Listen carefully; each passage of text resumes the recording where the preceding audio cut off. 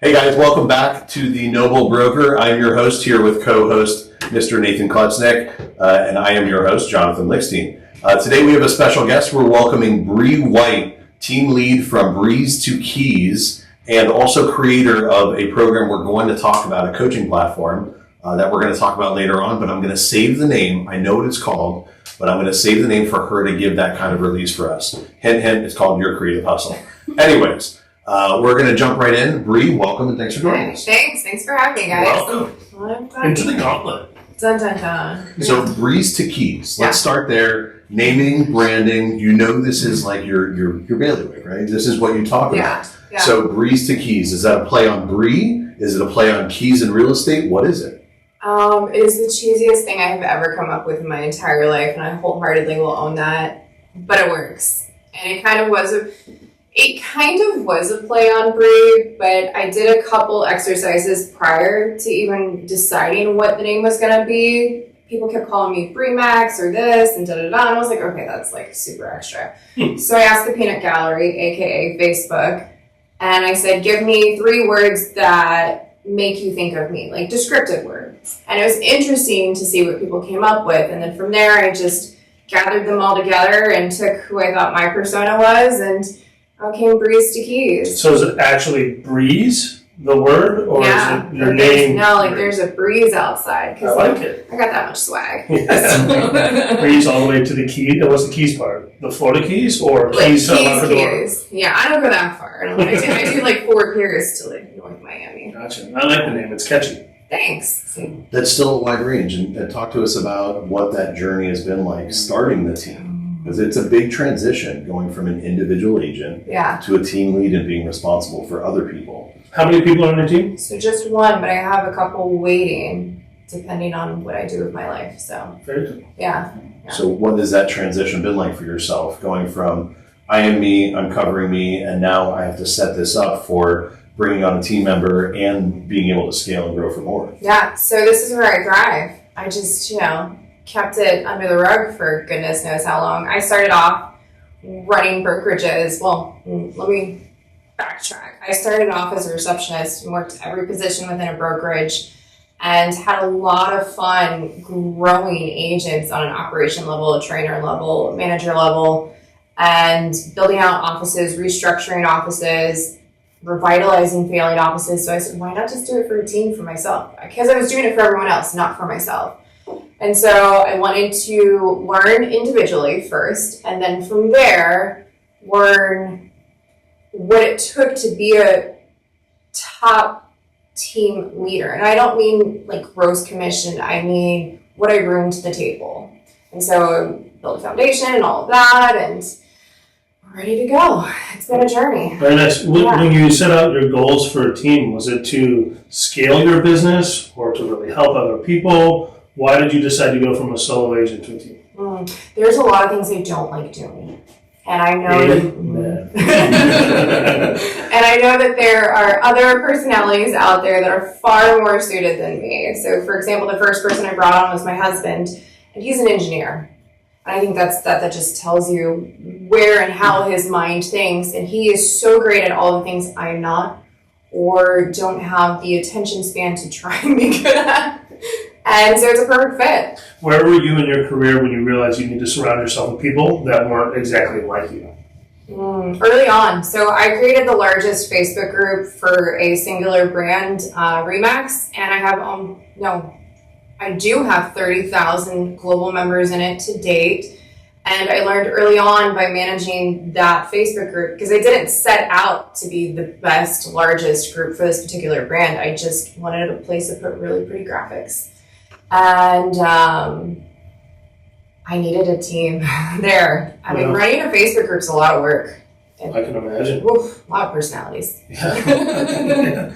Like you said, it's the peanut gallery. You get a lot of different stuff on Facebook. So you learn that you have to surround yourself with people that have different perspectives, different backgrounds.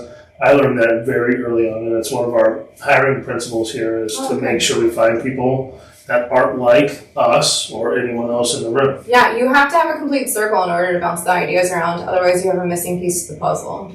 Absolutely. So, yeah. Unless you want to make decisions in a silo or you think you know everything.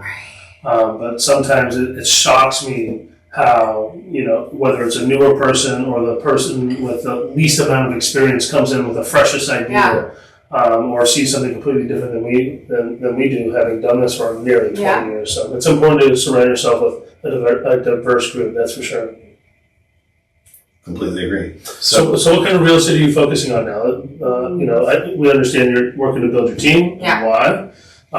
You are in West Broward. Yeah. Where's your focus area, and what are you focused on? So my focus area is pretty much Broward County and St. Lucie County. It's the bulk of my business. Every once in a while I get stuff and you just skipped right over Palm Beach? Yeah, right. And it's just funny how it works out that way. So I was born and raised in St. Lucie County, and people know when they send me referrals, I'm going to do a good job. Nice. Where?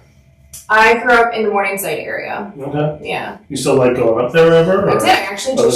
I just sold my home there in June. Oh, wow. Yeah. Very cool. So moving down to Broward full time. I know, it's weird. Well, actually, I don't know about that. I mean, I live down here, but business-wise, here's why I like doing business in Port St. Lucie. Like most people, we get caught up in work, right? I still have a lot of family and friends that I absolutely love to see. Or I guess I should call them framly, because it's like friends with family, get it? And if I don't work, I won't necessarily go up there as often to see them. So it's nice to be able to say, I got to come up for the day to work and then, make my rounds. Grab lunch or happy hour. Yeah, it's nice. I think it's an interesting perspective. You hear a lot of stories of agents that, for one reason or another, they move from Georgia to Florida, for example, and it's a big pickup.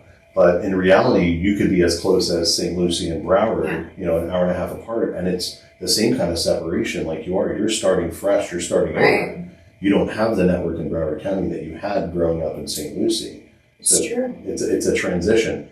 What is a piece of advice you can give an agent that's starting in a new market area? Agent-to-agent referrals are life. Especially and the best way to get agent-to-agent referrals is? Putting yourself out there. Social media is free. 90% of my business comes from social media. Of that 90%, anywhere. This year's a little slower for most agents. So this year I'll probably land at about 35-40% of my business being agent-to-agent referrals. Historically, it's about 50%. I would have to guess that intercompany for location, more than 90% of our agent-to-agent referrals are on our Facebook groups.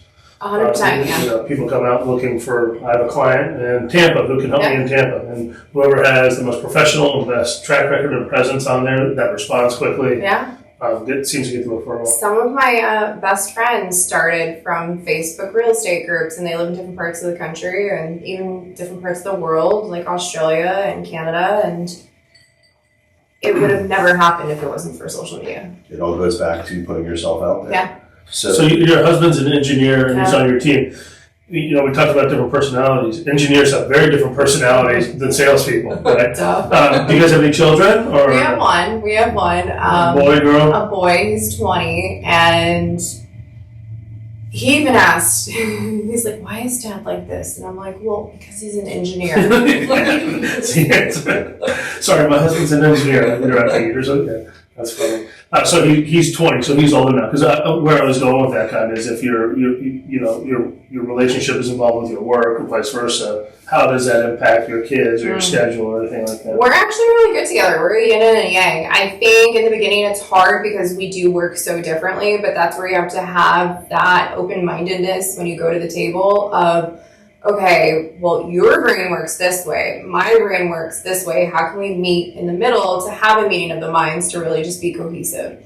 Sweet. Do you guys like to travel a lot around Florida? Do you leave the county? Yeah, we leave the county. Counties, I should say. Counties, yeah. We have a house in Kissimmee that we use as an Airbnb, and we'll go up there, and that's really our fun place. Oh, sweet. Is that Anchorage or? No, it's, believe it or not, what's unique to that particular area, if you're not aware of it, they have short-term only communities now, so you can't live in the property more than 30 days. So it's perfect, and it's like a nice little resort, and it's close to all, the parks and stuff. Margaritaville up there? Actually, we talked about in there, that is not a good place for an Airbnb, in my humble professional opinion, but it's close to it. Okay. Yeah.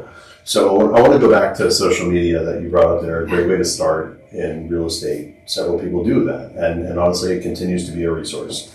So there can be a lot of noise out there with all of the various platforms. What would be your guidance on where you found success and where people shouldn't waste their time? Ooh. I think that there are so many rabbit holes out there in the world right now, and the noise is so hard to cut through that we see a shiny object over here, but we focus over here primarily, so then we leave here to go over here instead of cultivating what we already have going over here. So let's use Facebook and Instagram as an example. I spend the bulk of my time on Facebook because I monetize off of every single thing that I post on Facebook. However, I'm going to come to you and say, hey, Jonathan, I really need to up my Instagram following because I've lost 100 followers in 3 months or whatever the case is, right? So now I'm leaving this to go cultivate this, but I don't have Facebook down 100%. Yes, I'm monetizing, but do I have my ads down? Do I have my campaigns down? Is every single thing I post strategic and intentional? So I think you have to fix where you live first and then add a second tier, because that takes a lot of time and trial and error. It does. Well, it can. So here's yes and no. It can take a lot of time if you don't know what you're aiming for, right? But if you hire someone or if you take the time to educate yourself, you can. So what I always tell everyone is the very first thing you should do is switch your Facebook account over to professional mode. Why? Because now I have insights. From those insights, I can gauge and tell exactly what posts are outperforming other posts. And then it helps. So you mentioned hire someone. Are you hiring someone in a consulting role that has expertise, or are you hiring someone to manage the actual social media pages themselves? In the past, when we've hired outside firms to manage, they have a lot of expertise, but they miss the essence of who we are. 100%. And I don't know if it's only me, but when something happens, I want it like that instant gratification. Yeah. Sometimes I want to post it now. Yeah. And when it's like we have to send it to a third party and it goes on to some schedule, it just loses. It loses everything. Yeah. So I am a firm believer in never outsourcing in that particular way. What I believe is informing and educating yourself, being aware of getting your branding and your marketing clear and concise on your own. Because how am I supposed to dictate to someone else how I want my marketing to be if I don't even know? Right. I can't tell you how many times I've seen real estate professionals just have a third-party company post their listings on their Facebook page and then wonder why they're getting no traction. I'm like, well, you have no engagement. You're literally just paying them $600 a month to post. I follow X amount of people within my organization and others that have done that for years. And I'm like, why do you even waste your time? No, that money could have gone to like cultivating so much more within your personal brand. Well, in the absence of knowledge, you have to pay somebody else to do it. And it's kind of a lost concept, the actual intent and the algorithm behind social media, various platforms, that agents don't spend the time doing it. They'd rather do more lead generation, have conversation. I mean, posting an MLS link, as if it's like a bad classified ad. That would, right? Well, depending on what else you have on that page, if you just have a professional page and all you're posting is listings, it's worthless. But if you're sprinkling in a listing 1 or 2 days a week... I'm not saying don't incorporate a listing, but maybe explain something about it or highlight or sell it, right? I don't actually post a lot of my listings, to be fair. So... on purpose. What do you post mostly? Me. You? Me. My life. Showing properties you hanging out with your husband going to do? Yeah. I've created an entire narrative about the silly antics that create our life. So much so that a prominent professional said, Bree, do you even sell real estate anymore? I was like, go on that MLS. Look, you can find out. You have access to the stats. But I did it intentionally as an experiment to see if people really care about the homes or do they care about me as the brand. They care about you as the brand. Correct. Every single time. Every single time. It establishes a sense of trust almost with the client. Yeah. It's comfortability. It's the ability to have a conversation and feel like you know who the person is. What do I always say? People do business with people they know, like, and trust. Yeah. So, for instance, I just say like. I just say like. You sandwich that in there between like and trust. They got like. I took my husband to a conference interview. Well, bless his heart, this little introverted soul. And because I post, I know, man, he's such a trooper. Because I post so much about the antics that go on in our household and just the silliness of who we are as an essence. When he met people, they were like, "Oh my God, Kenny, it's so great to meet you. I love you." And he's like, "I have no idea who that person is." Welcome to the life. But that's part of it. Yeah. The misconception is your business page or your professional image, especially on social media, doesn't have to be the homes you sell, the homes you show, and that side. There is a human element. There's a human element, and I can't help every time. So if anyone in the real estate profession gets one thing out of this, please do me a favor. Do not say just sold in 12 hours. Do not say sold in a day. Preach. Like, it is the worst thing to do. The rest of the industry has to answer for that, right? Correct. So, Yeah. Sold over asking price in just 2 hours. Yeah, made $200,000 in 3 hours. It's like, okay. It's devaluing yourself. Absolutely. Yeah. It does. And it doesn't paint the right picture. Right. Even if you had a very quick transaction, the amount of work that went into it ahead of time isn't being accounted for there. The experience level, your time invested in your industry is not. Right. It's more like, okay, 12 hours from the time I put it on the market until I got the initial contract. Now let's talk about the 10 years of experience it took ahead of time and what it's going to take thereafter, right? It just does not capture the whole. It's the iceberg effect. Right. People only see the top part of where the success is. They don't see everything that goes in underneath it. And so I like to paint a whole picture, and I like to show you the successes that went into it. Yeah. It humanizes Did you ever see the document that was circulating? I think there was one published by NAR. There was a few variations, but right after the NAR settlement stuff was going on, there was like the 168 things a buyer's agent will do for you. Yeah. It was like the longest list. Ever. I'm like, this This is still missing a lot, right? So, yeah. It is. I learned a lot about psychology and real estate, and I feel like I really missed a calling in life. I think we could all be professional therapists. That's part of your job. I think we can all look back and reflect and say, hey, I should have gone in this direction. I was really meant to do that. Yeah. Jonathan's is an attorney. Yep. Oh, that was one of mine too. Yeah. There you go. It's fine. I like arguing with people without too much cause. I just like to do it. So do I. My husband says I want all the smoke. What would my calling be? I like to. Good A question. therapy patient? No. What would your calling be? I think you would be a turtle Just a fisherman. rancher? I think you Fisherman, would, rancher? A rancher. Is there such a thing? Yes. Well, Nathan has gone. That's a very quick yes. So Nathan has gone through some phases, and he went from life in the Keys, snowboarding. Well, snowboarding was a lot earlier, skiing. Life in the Keys to a tournament fisherman, and now he's a farmer. I go through 2-3 year Right. personality disorders, I guess. So you have to try I it just all. gotta go with what I want to do. Yeah, taste the rainbow. And I go all in. Taste the rainbow, exactly. So you're from St. Lucie originally, and when did you leave St. Lucie? Well, speaking of farmers, you're from St. Lucie. I didn't say speaking of farmers. That's exactly what you were thinking. Internally. Easy here. Listen. It is definitely, when I grew up, we used to call it home of the newlywed and the nearly dead. It has changed a lot. There's a lot of South Floridians that have infiltrated. It's changed. Totally. Yeah, and growing up, I graduated in 2004 just to date myself, and Me too. most of my friends were like from New York, like in the city, New York. It was. What's your favorite part of Port St. Lucie? Did you ever go to like the old strip downtown? Was that the Washington Bridge? Washington Bridge? It's in DC. Roosevelt? What's the bridge on US 1? I remember before the Roosevelt Bridge was there. Roosevelt. It's okay. One of the presidents. Yeah. No, There's a cool little downtown. I don't know if you've been there. Yeah, of course. I am Port St. Lucie. Listen, the tradition we used to call the Boons. There was nothing there. Someone was there before that was there. Too. All right. Stewart is very quaint and eclectic, and my grandparents lived in Palm City, and my nonna belonged to not a country club. What do they call them? A yacht club, and it's like a whole thing. Traditional. Yeah. It's incredible how they've evolved, but I want to go back. When did you leave St. Lucie? I wasn't trying.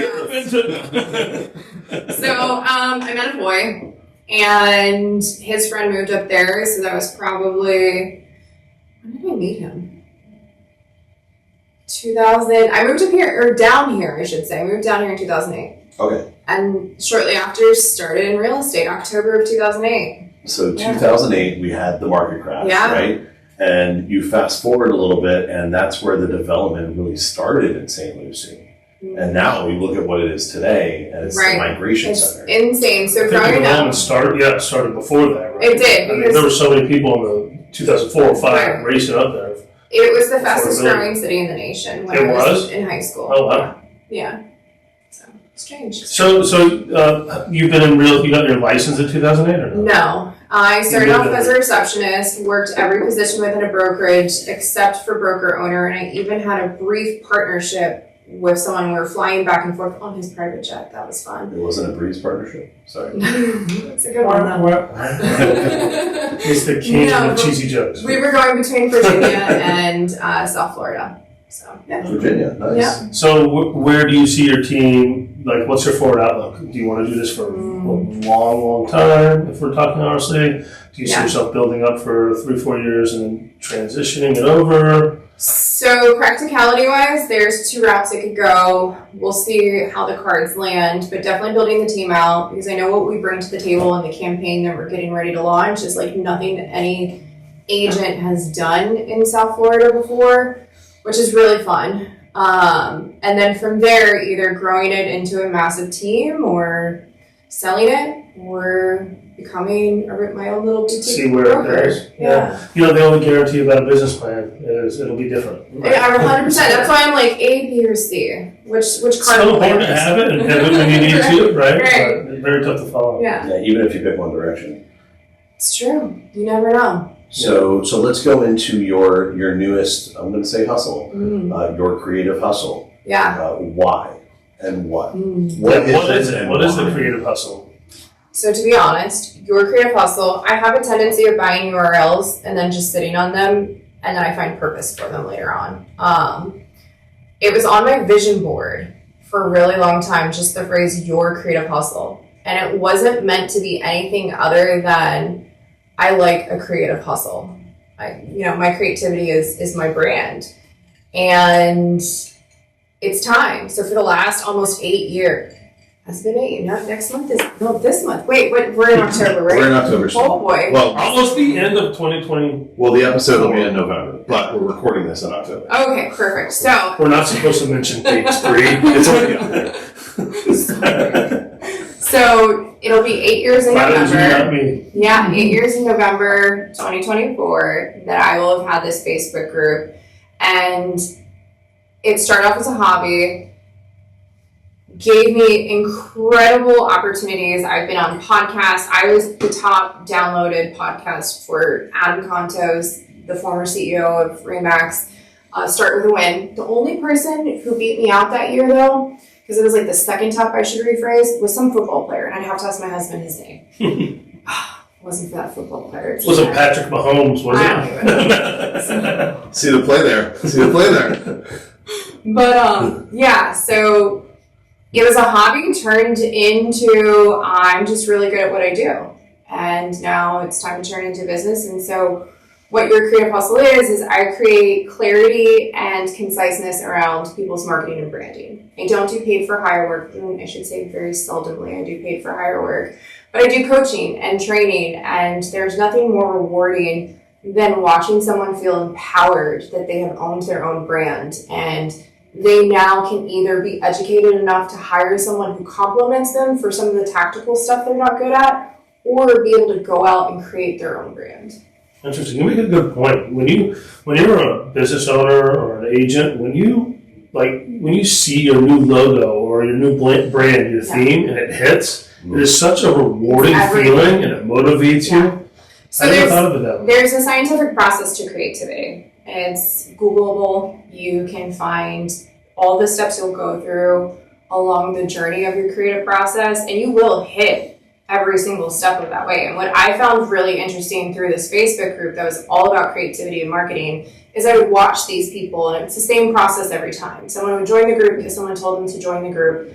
They would do what I call grab and go. Like, people will post free graphics, this and that. You take the graphics, you use them on your marketing. And it's not necessarily anything about like who you are. Right. And then they elevate. There's nothing really right. Correct. Then they'll start putting their own branding on it, or they'll start putting, their own little twist to it to make it a little bit more them. Then they elevate to the next step where they're starting to create their own stuff.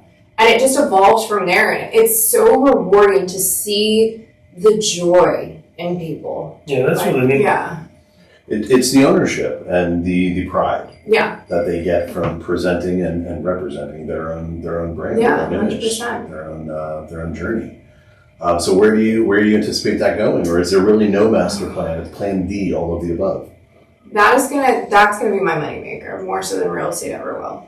Okay. It's just getting it going a little bit more. So currently I have group sessions available for purchase as well as individual sessions. Periodically we do cohorts online virtually. Like I have a 90-day success to social media brilliance.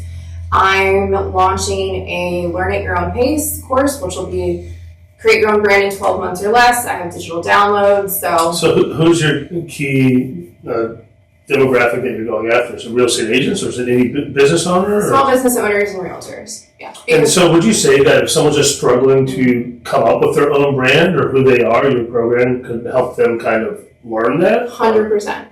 100%. I have an attorney friend right now who has started coming to some of the stuff that I do, and he's like, oh my gosh, I never thought the importance of any of this. So do you think you could help us extract Jonathan's creative side, or is that just too far supreme? I mean, I'm sure it's in there somewhere. It's out there. Oh, it's out there.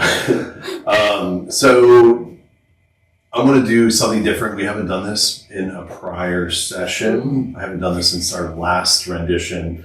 I'm going to say the heyday. I'm going to give you lightning round. Okay. First thing that pops into your mind. Yep. Okay. And this should be easy for you, but just first thing that comes into mind. You're a realtor. You want to do marketing. You want to try and generate relationships and leads. Okay. First thing that comes to your mind. Facebook. Facebook. Yeah. Yeah. Facebook. Still the most community-centric platform there is, period. Open houses. Instagram. Oh, you did one. Sorry. You're good. Blurted one out. I say no. Okay. Instagram. You're asking me? No, I'm asking her. I was like, wait, I'm not playing this game. Instagram. Super niche. You have to niche down. TikTok. It's a free spirit. Newspaper advertising. Does that still exist? LinkedIn.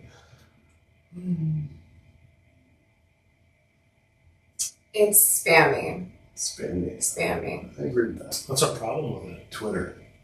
You mean formerly? Yeah, X. Yeah, whoa. Not relevant. I was thinking Exhibit. That's DMX. That's DMX. Wrong. That's what I was thinking too. I was like, wait, DMX? No, it's not DMX. What do you mean? DMX is That's right. Okay. Yeah. I've heard that song a million times. I don't know what he's saying. I love it. You know. That's right. Yeah. R.I.P.D. Anyhow, so we're going. Sorry. Lightning round. Print marketing. I'll be more specific. Door hangers. There you go. Door hangers. Specifically door hangers. Yes. Let's generalize it more. Mail marketing, direct mail marketing. What's wrong with door hangers? I don't know. It's direct mail marketing. You hang on the door. There's two different things. When's the last time you hung on a door hanger? When I got a listing on First Avenue. How did you feel walking 13 years ago. Can be relevant if done right. Okay. Google pay-per-click. Ooh. You have to really know what you're doing there. Facts. Pineapple on pizza. Absolutely not. Impossible verbatim. Okay, so I appreciate that. How can our listeners find you and engage with you? Find me and engage with me. Well, if you Google #breeze to keys, like it's a breeze outside, it's all me. That's on purpose. And yourcreativehustle.com. One last thing I have is you're operating this team, you're operating your new venture. It takes an incredibly driven person to want to do any business, let alone two. Where are you getting your inspiration from, and why do you think you have drive? Why do I think I have drive? That's a really valid question. Because I don't know how to sit still. So it's ADD? Probably. I've always said you create businesses for one of two reasons, at least in my mind, is you're either really inspired and passionate about it, or you're desperate. When I started this company, I was desperate. A little bit of both. So you have a little bit of both? Desperate and passionate? I feel like you can't lose that desperate sense, because then that's where the cracks if you're not passionate, you don't have the hunger. Yeah. Agreed. Well, that's good. So is it safe to say that being true to yourself and being true to your brand will lead to your ultimate success in whatever venture you go towards? I 100% believe in authenticity. And I think that if you're not authentic, especially in today's world, we can see through it. So be your authentic self, find your personal brand, and you will find success. And that's noble. Thanks for joining us, Brie. Thanks. Thanks, Brady. Thanks.